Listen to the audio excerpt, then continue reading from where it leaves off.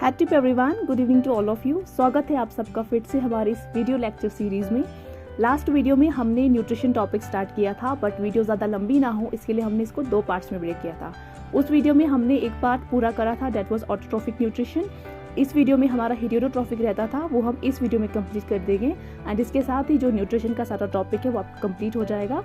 And don't worry, इसके बाद हम इसी पर एक प्रैक्टिस सेट लेकर आएंगे ताकि इस टॉपिक के रिलेटेड आपके जो भी डाउट्स होंगे वो सभी क्लियर हो जाए और सारी चीज़ें आपको अच्छे से लर्न हो जाए।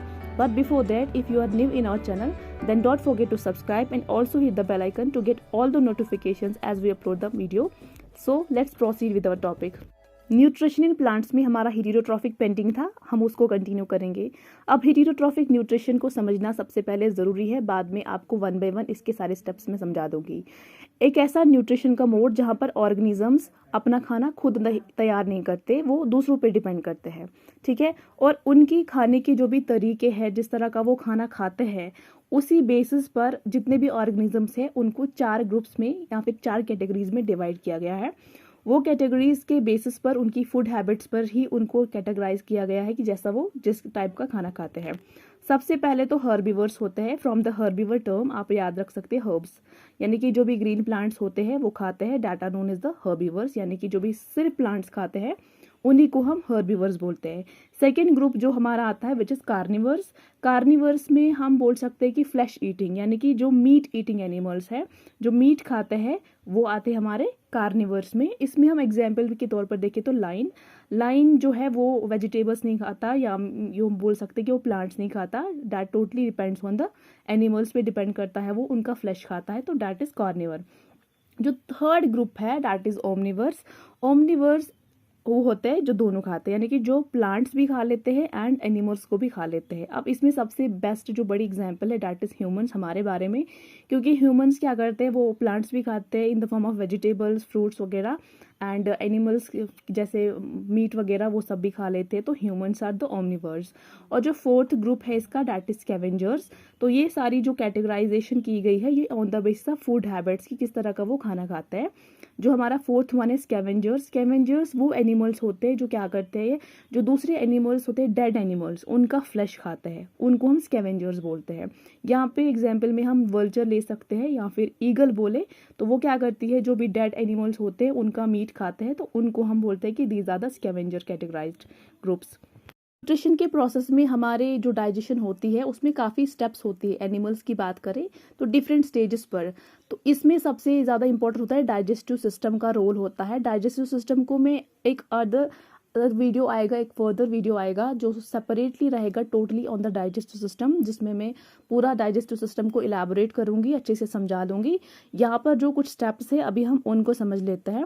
जो पहला स्टेप होता है हमारे जो डाइजेशन होते हैं एनिमल्स में, ह्यूमंस में, बाकी एनिमल्स में, तो that is first one is the injection. Injection क्या होता है, जब भी कोई ऑर्गेनिज्म खाना खाता है, it takes into the mouth, खाना जैसे ही मुंह में डाला, उस प्रोसेस को, उस स्टेप को हम इंजेक्शन बोलते हैं। दूसरा आता है, और इंजेक्शन हमारे माउथ में हमने खाना एंटर करा and from the mouth it has to be gone to the stomach. इसको स्टोमक में जाने के लिए जाना पड़ेगा, कहाँ से, ईसोफेगस से जाना पड़ेगा, फूड पाइप से। और जो वो खाने की मूवमेंट होती है ईसोफेगस में, फूड पाइप में, उसको हम प्रोपल्शन बोलते हैं। ये प्रोपल्शन जो होती है, एक यू कैन से कि हमारे स्टोमक में कंट्रैक्शन होती है एंड एक्सपेंशन होती है, और with the help of contraction and expansion की वजह से जो भी खाना होता है फ्रॉम माउथ से प्रोपल्शन के जरिए, एक मूवमेंट के जरिए which is known as the peristaltic movement, उस मूवमेंट से स्टोमक में पहुंच जाता है। फ्रॉम द स्टोमक वहाँ से इसकी डाइजेशन स्टार्ट हो जाती है। वहाँ पे क्या होता है, जितने भी जो खाना हमने खाया, डाइजेशन वैसे तो माउथ में स्टार्ट होती है, वो मैं आगे बताऊंगी स्टेप बाय स्टेप।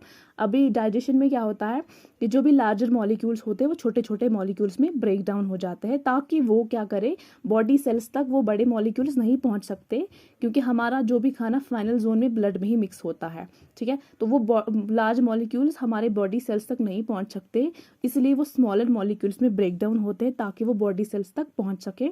तो उसी प्रोसेस को हम बोलते हैं डाइजेशन, जहाँ पर खाना टूट कर छोटे छोटे टुकड़ों में बनता है ताकि वो हमारे बॉडी सेल्स तक पहुंचकर उन्हें रिपेयर करे, उन्हें एनर्जी प्रोवाइड करे और उनको ग्रोथ करने में मदद करे। डाइजेशन में क्या होता है, हमारे दो टाइप्स के डाइजेशन होते हैं, क्योंकि हमने बोला कि खाना ब्रेक डाउन हो रहा है। ब्रेक डाउन के लिए दो टाइप्स के ब्रेक डाउन होते हैं। एक होता है mechanical break down. Mechanical break down क्या होता है, ये ह्यूमंस खुद करते हैं, एक पर्सन अपने आप करता है। कैसे करता है, जैसे उसने मुंह में खाना लिया तो with the help of teeths की वजह से वो खाना चबाता है। तो पहला वहीं पर डाइजेशन का प्रोसेस स्टार्ट होता है। जैसे उसने चबाया, पहले वहाँ पे ही जो लार्ज मॉलिक्यूल था वो स्मॉलर में ब्रेक डाउन हो गए इस साइज तक कि वो ईसोफेगस से एंटर कर सके स्टोमक में। फिर वहाँ पे क्या होती है, दूसरी होती है माउथ में केमिकल डाइजेशन। माउथ में हमारे सलाइवरी ग्लैंड्स होते हैं, ठीक है, जो सलाइवा प्रोड्यूस करते हैं, सिक्रेट करते हैं। एंड वहाँ पे सलाइवरी एंजाइम भी प्रेजेंट होता है, एमाइलेज। वो क्या करता है, जो भी हमारे डाइजेस्टिव ग्लैंड है, ठीक है, उसके जो एसेसरी ऑर्गन्स होते हैं जैसे सलाइवरी ग्लैंड्स है, वहाँ पे सलाइवरी एमाइलेज निकलता है और वो क्या करता है, वो भी खाने को ब्रेक डाउन में मदद करता है। वो इस पार्ट में इतना बोलस बन जाता है ताकि वो हमारे ईसोफेगस से स्टोमक में एंटर कर पाए। इसी तरीके से क्या होता है, जो बड़े बड़े मॉलिक्यूल्स होते हैं वो ब्रेक डाउन होके छोटे छोटे मॉलिक्यूल्स में आगे हमारे एलिमेंट्री केनाल, हमारे जो डाइजेस्टिव केनाल से आगे फर्दर आगे चलते रहते हैं। फिर हमारा आता है एब्जॉर्प्शन। एब्जॉर्प्शन में जो भी खाना हमारे डाइजेशन जोन में चला गया, वहाँ पे उसका कंप्लीट डाइजेशन हो गया। डाइजेशन के बाद उसको ब्लड स्ट्रीम में जाना है। ये बेसिकली जो होती है ब्लड स्ट्रीम में जो खाना मिलता है, ये स्मॉल इंटेस्टाइन्स में होता है। It has to be discussed, हम आगे करेंगे, इसको फर्दर अच्छे से पढ़ेंगे इसी वीडियो में। तो यहाँ पे क्या होता है, जो भी खाना डाइजेस्ट हो गया, छोटे छोटे मॉलिक्यूल्स में ब्रेक डाउन हो गया, अब फाइनली उसको एनर्जी प्रोवाइड करनी है, ब्लड के साथ मिलना है, तो वो स्टेज होती है एब्जॉर्प्शन की। फिर आती है हमारा next stage, that is assimilation. Assimilation में जो भी खाना अब तो मतलब डाइजेस्ट भी हो गया, एब्जॉर्प्शन भी हो गई खाने की, जो एब्जॉर्ब कर लिया खाना बॉडी ने, वो क्या करेगी, बॉडी सेल्स हमारे जो भी है वो उस खाने को लेंगे और एनर्जी प्रोवाइड करेंगे। And at the same time हमारी जो भी डैमेज सेल्स होंगे उनको रिपेयर करेंगे एंड साथ साथ में हमारी बॉडी को ग्रोथ करने में मदद करेंगे। That is known as the assimilation. हमारा फाइनल स्टेप रहता है इसमें, विच इज़ इजेशन, जिसको हम एलिमिनेशन भी बोलते हैं, क्योंकि जितना खाना डाइजेस्ट होना था, एब्जॉर्ब होना था, वो गया। बाकी जो हमारा एक्स्ट्रा वेस्ट मटेरियल था, जो अनडाइजेस्टेड रहा, जो डाइजेस्ट नहीं हुआ, वो क्या होता है, वो खाना वो रिमूव हो जाता है with the process of egestion. यहाँ पे क्या होता है कि जो भी डाइजेस्टिव प्रोसेस जो भी होता है, एंजाइमेटिक एक्टिविटीज़, वहाँ पे जो भी अनडाइजेस्टेड फूड वेस्ट मटेरियल रहता है वो रेक्टम के थ्रू एनएस के ज़रिए बाहर जाता है आउटसाइड द बॉडी, जिसको हम डेफिकेशन बोलते हैं। अलग अलग स्टेप्स पढ़ेंगे कि किस तरीके से कहाँ से कैसे डाइजेशन स्टार्ट होती है। हमारी डाइजेशन पहले तो डाइजेशन इन माउथ से ही स्टार्ट होती है। कैसे, मैंने बोला कि जो हम खाना लेते हैं वो टीथ में जाके सबसे पहले तो वहीं पर वो ब्रेक डाउन होता है छोटे मॉलिक्यूल्स में। दूसरा हमारा सलाइवरी अमाइलेज क्या करता है, जो भी हमने हमारे माउथ में सिर्फ कार्बोहाइड्रेट्स की ही डाइजेशन होती है, उसका ब्रेक डाउन होता है। वहाँ पे स्टार्च होता है यानी कि कार्बोहाइड्रेट, उसको सलाइवरी अमाइलेज ब्रेक डाउन कर देता है माल्टोज यानी कि शुगर बना देता है। तो सिर्फ अमाइलेज हमारे माउथ में होता है, सलाइवरी ग्लैंड्स उसको निकालते हैं, ठीक है। एंड हमारे पास 3 मेन सलाइवरी ग्लैंड्स होते हैं, दैट इज पैरोटिड ग्लैंड होता है एंड सबसे बड़ा जो है, and second one is the submandibular, third is the sublingual. Parotid जो होता है, हमारे जो ईयर्स होते हैं, हमारा कान जो होता है उसके बैक साइड में होता है, और हमारी जो मैंडिबल बोन होती है, हमारी जॉ बोन जो होती है मैंडिबल बोन, उसके वहाँ साइड्स में हमारा सबमैंडिबुलर ग्लैंड होता है। एंड सबलिंगुअल जो हमारा टंग, अंडर द टंग के नीचे होता है, you can see in the diagram तक इसका ब्रेक डाउन हो गया। फिर जाना है इसको स्टोमक में एंड इट गोज देयर। वहाँ कैसे जाएगा, हमारी फूड पाइप के जरिए जाएगा, which is the oesophagus. Oesophagus में कोई भी डाइजेशन नहीं होती खाने की, यहाँ पर कोई भी एंजाइम नहीं होता, यहाँ पर सिर्फ खाने की मूवमेंट होती है। कंट्रैक्शन और एक्सपेंशन के जरिए खाना मूवमेंट कर जाता है with the help of parasitic movement और हमारे स्टोमक तक रीच कर जाता है। फिर स्टोमक में खाना जब जाता है, वहाँ पे स्टोमक में क्या होता है, जो हमारे स्टोमक में गैस्ट्रिक जूस होता है, और उस गैस्ट्रिक जूस में हमारा हाइड्रोक्लोरिक एसिड होता है, म्यूकस होता है एंड एक एंजाइम होता है विच इज़ पेप्सिन। ओके, तो अब हाइड्रोक्लोरिक एसिड का काम होता है, वो एक एसिडिक मीडियम प्रोवाइड करता है खाने को, ताकि एसिडिक मीडियम प्रोवाइड करेगा खाने को। और हमारा जो म्यूकस होता है दैट एक्चुअली डज, वो एक प्रोटेक्शन कवरिंग बना देता है हमारी स्टोमक की इंटरनल वॉल के अराउंड, ताकि जो उसका क्या होता है कि वो अपने ही जो एसिड है वो स्टोमक की लेयर पे अटैक ना करे, ताकि वहाँ पर वुंड्स ना बने, अल्सर्स ना बने। इसके लिए उसकी प्रोटेक्शन कवरिंग का वो उसके अराउंड बना देता है। तो रिएक्शन में हम देख सकते हैं जो पेप्सिन होता है वो क्या करता है, प्रोटीन्स की डाइजेशन। और आप प्रोटीन्स की डाइजेशन को ऐसे याद रख सकते हैं कि पेप्सिन, पी से पेप्सिन हो गया, pepsin stands for the proteins, यानी कि प्रोटीन्स की डाइजेशन करता है। It is present in the stomach में होता है। क्या होता है कि प्रोटीन्स जब आए, हाइड्रोक्लोरिक एसिड भी है स्टमक में एंड वहाँ पे हमारा पेप्सिन भी है, उसकी प्रेजेंस में क्या करते हैं, ये प्रोटीन्स छोटे मॉलिक्यूल्स प्रोटियोसिस में प्लस पेप्टोन्स में कन्वर्ट हो जाते हैं और छोटे छोटे पार्ट्स पे ब्रेक होके ये जो खाना है फिर जाके हमारे स्मॉल इंटेस्टाइन्स में पहुंच जाता है, ताकि इसकी फर्दर डाइजेशन हो जाए और बाद में वहीं पर इसकी एब्जॉर्प्शन हो जाती है स्मॉल इंटेस्टाइन्स में। अब हम नेक्स्ट पॉइंट में देखते हैं, यहाँ पे क्या होता है कि ये एक ऐसी साइट है स्मॉल इंटेस्टाइन जहाँ पर हमारे जितने भी कार्बोहाइड्रेट्स, प्रोटीन्स, फैट्स है, उनकी कंप्लीट साइट, उन सब की पूरी डाइजेशन यहीं पर होती है। माउथ में सिर्फ कार्बोहाइड्रेट्स होते हैं, स्टमक में सिर्फ प्रोटीन्स डाइजेस्ट होते हैं, लेकिन स्मॉल इंटेस्टाइन्स में आते थे इन सभी की एक ही बार में मतलब डाइजेशन, कंप्लीट डाइजेशन हो जाती है। यहाँ पे क्या आता है, दो ग्लैंड्स हमारे होते हैं बॉडी के, एक होता है लिवर, दूसरा होता है पैनक्रियाज। दो टाइप की सेक्रेशंस रिसीव करता है स्मॉल इंटेस्टाइन।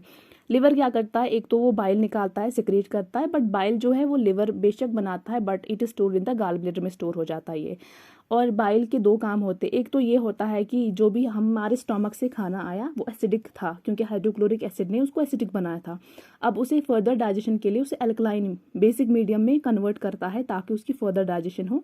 एसिडिक जोन में वो डाइजेस्ट नहीं हो पाएगा, इसीलिए उसको अल्कलाइन में कन्वर्ट कर देता है वापस से बाइल। एक फंक्शन तो बाइल का ये है, बाइल जूस का। दूसरा होता है बाइल का ये जो भी हमारे लार्ज मॉलिक्यूल्स होते हैं फैट्स के, उनको भी ब्रेक डाउन करता है छोटे छोटे फैट ग्लोब्यूल्स में। ग्लैंड पैनक्रियाज जो पैनक्रियाटिक जूस निकालता है, और पैनक्रियाटिक जूस क्या करता है, वहाँ पे पैनक्रियाटिक अमाइलेज होता है, ठीक है, एक एंजाइम यहाँ पर फिर से प्रेजेंट है जो वापस से फिर से कार्बोहाइड्रेट यानी कि स्टार्च को ब्रेक डाउन करता है और छोटे मॉलिक्यूल्स में। और दूसरा एंजाइम यहाँ पर होता है हमारे स्मॉल इंटेस्टाइन, ये पैनक्रियाटिक से जो निकलता है पैनक्रियाटिक जूस से, दैट इज ट्रिप्सिन। और ट्रिप्सिन जो होता है ये भी प्रोटीन्स को फर्दर छोटे छोटे अमाइनो एसिड्स में कन्वर्ट कर देता है। और लाइपेज क्या करता है, जो फैट्स होते हैं वो फर्दर टूट जाते हैं छोटे छोटे पार्ट्स में। फाइनली मतलब स्मॉल बिग मॉलिक्यूल से छोटे छोटे पार्ट्स में आके हर एक एंजाइम इन पर रिएक्ट करता है। रिएक्शंस में मैंने आपको यहाँ पे शो करा है, यू कैन सी, जब भी डायापेप्टाइड आता है, डाया मीन्स दो पेप्टाइड्स आते हैं, वहाँ पर एक एंजाइम आता है डायापेप्टाइडेस, उसकी प्रेजेंस से क्या होता है, ये कन्वर्ट हो जाता है एमिनो एसिड्स में। Amino acids is a building block एक प्रोटीन्स का होता है। और जब शुगर्स हमारे होते हैं माल्टोज, और जहाँ पे एक एंजाइम आता है माल्टेज, उसकी हेल्प से ये दो molecules of glucose plus glucose में कन्वर्ट हो जाता है। Third one is the lactose. Lactose भी एक मिल्क शुगर होता है, और लैक्टेज की प्रेजेंस में, लैक्टेज एक एंजाइम है, उसकी प्रेजेंस में ये ग्लूकोज प्लस लैक्टोज में कन्वर्ट हो जाता है। Sucrose is also a sugar, और सक्रेज की प्रेजेंस में ये ग्लूकोज प्लस फ्रक्टोज में कन्वर्ट हो जाता है। साथ ही साथ जो डाई एंड मोनोग्लाइसराइड्स यहाँ पर पहुँचते हैं, वहाँ पे लाइपेज होता है विच कन्वर्ट्स फैट्स को कन्वर्ट करता है छोटे छोटे पार्ट्स में एंड ग्लिसरॉल में कन्वर्ट कर देता है। नेक्स्ट स्टेप इसका रहता है विच इज एब्जॉर्प्शन। एब्जॉर्प्शन जो है, small intestine is the main site for the absorption, यहाँ पर खाने की एब्जॉर्प्शन हो जाती है। कैसे, हमारे इंटेस्टाइन जो होते हैं स्मॉल इंटेस्टाइन, वहाँ पर फिंगर लाइक प्रोजेक्शंस होते हैं जिनको हम विलाई बोलते हैं। उन विलाई की वजह से क्या होता है, हमारे स्मॉल इंटेस्टाइन्स का सरफेस एरिया काफ़ी ज़्यादा बढ़ जाता है, जिसकी वजह से जो भी डाइजेस्टेड फूड इंटेस्टाइन्स में पहुँचा उसकी अच्छी तरीके से एब्जॉर्प्शन वहाँ पर होती है। और विलाई वहाँ पे ब्लड वेसल्स की वजह से वो क्या हो जाता है, स्मॉल इंटेस्टाइन में ब्लड के साथ मिक्स हो जाता है और हमारे बाकी बॉडी कंपोनेंट्स को एनर्जी पहुंचाता है। नेक्स्ट स्टेप है हमारा एसिमिलेशन। एसिमिलेशन में अब जो भी ब्लड है जिसने जो भी डाइजेस्टेड फूड को, जो भी डिजॉल्व फूड था उसको एब्जॉर्ब करा, उसको डिजॉल्व करा, वहाँ पे उसके बाद क्या हुआ, जो भी वो एनर्जी लेवल्स उसने ले लिए अपने साथ, डिफरेंट बॉडी कंपोनेंट्स तक पहुँचाना है।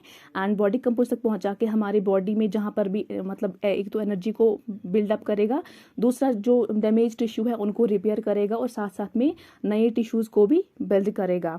फाइनल स्टेप हमारा रहता है इजेशन का। इजेशन में जो भी खाना अब जो डाइजेस्ट नहीं हुआ है, ठीक है, वो क्या होगा, वो लार्ज इंटेस्टाइन में चला जाएगा। लार्ज इंटेस्टाइन में उसको फिर से वहाँ पे जो एक्स्ट्रा पानी होगा, वो लार्ज इंटेस्टाइन केकम होता है वहाँ पे, वो उसको एब्जॉर्ब करेगा, सारा पानी उसको एब्जॉर्ब कर लेगा, और बाकी जो वेस्ट मटेरियल होगा वो हमारी बॉडी से एक्सपेल्ड आउट हो जाता है रेक्टम के थ्रू, और इस सारे प्रोसेस को वहाँ पे काम कर लेता है, रेगुलेट कर देता है एनल स्फिंक्टर। थोड़ा सा इलेबोरेशन में बताती हूँ कि कैसे हमारे मतलब फ्रॉम द माउथ से कैसे स्टार्ट हो जाती है डाइजेशन। माउथ से खाना जाता है, हमारे ईसोफेगस से मूवमेंट होते हुए फिर स्टमक में पहुँच जाता है, वहाँ पर कुछ एंजाइम्स हाइड्रोक्लोरिक एसिड की वजह से प्रोटीन्स ब्रेक डाउन होते हैं, फिर और छोटे मॉलिक्यूल्स में कन्वर्ट होकर हमारे स्मॉल इंटेस्टाइन में पहुंचता है और स्मॉल इंटेस्टाइन में एब्जॉर्प्शन होती है, वेलाई के थ्रू हमारे ब्लड में मिल जाता है। एंड जो वेस्ट होता है वो हमारे लार्ज इंटेस्टाइन में आता है एंड लार्ज इंटेस्टाइन से केकम में जाता है, जहाँ पे पानी जो होता है एक्स्ट्रा उसका सारा एब्जॉर्ब होके जो वेस्ट मटेरियल होता है वो रेक्टम के थ्रू हमारी बॉडी से आउट हो जाता है, जिसको हम फीसिस बोलते हैं। और ये जो प्रोसेस है that is known as the defecation. That was all for today. यहाँ पे हमारा सारा न्यूट्रिशन का कवर हो गया। अब हमारा नेक्स्ट प्रैक्टिस सेशन रहेगा इसी टॉपिक पर। इसके सारे डाउट्स के रिलेटेड आप मुझे कमेंट सेक्शन में लिख सकते हैं। Thanks for watching. I will meet you soon. Till then take care and have a good day.